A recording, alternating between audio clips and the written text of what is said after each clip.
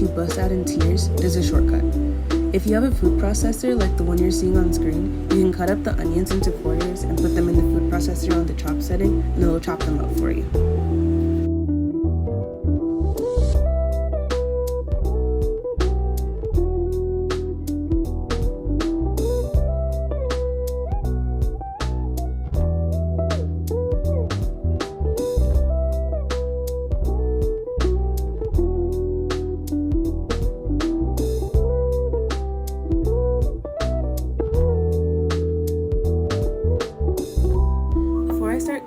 I rinse the meat to remove the reddish liquid that comes with it. It's not blood, but I still like to wash it off. When you're rinsing the meat, be sure to hold it firmly so that it doesn't go down the drain. I had to learn the hard way.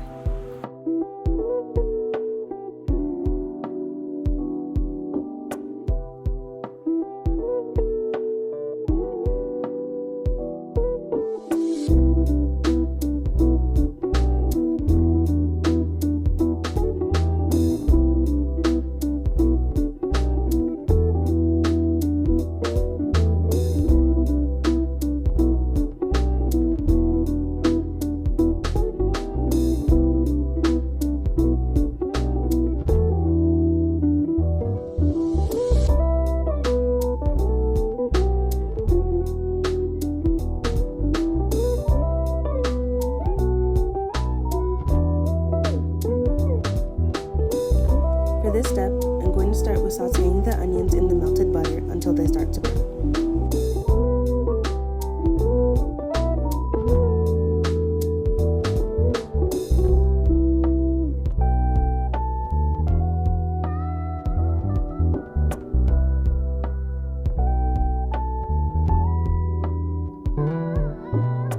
Once the onions have started to brown, you can go ahead and add the ground beef. Add butter as well so it doesn't stick to the pan.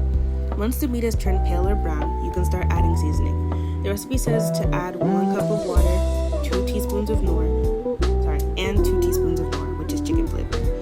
I recommend starting with 2 teaspoons of nor and tasting it to see if you like it. I added seasoning several times and I added salt as well. So if you feel like it needs more, feel free to add more. However, a little bit of seasoning does go a long way. So add your seasoning little by little.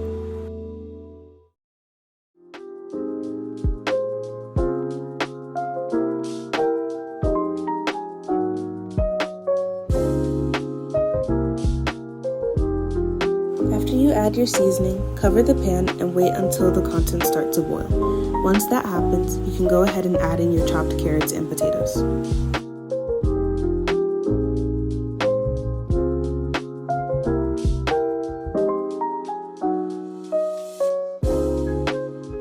The purpose of this next step is to prevent the meat from drying up when it bakes in the oven later. The recipe says you will need 2 tablespoons of all-purpose flour to dissolve in half a cup of cold water. I didn't read the part that said cold water, so when I tried to stir mine, it became ridiculously thick, which made me have to go back and add more water, and thankfully that fixed it. After you mix the flour and water, you can go ahead and take the cover off the pan and pour it in. Be sure to fold the meat over itself to mix it in, rather than just stirring in circles. And voila! There you have it.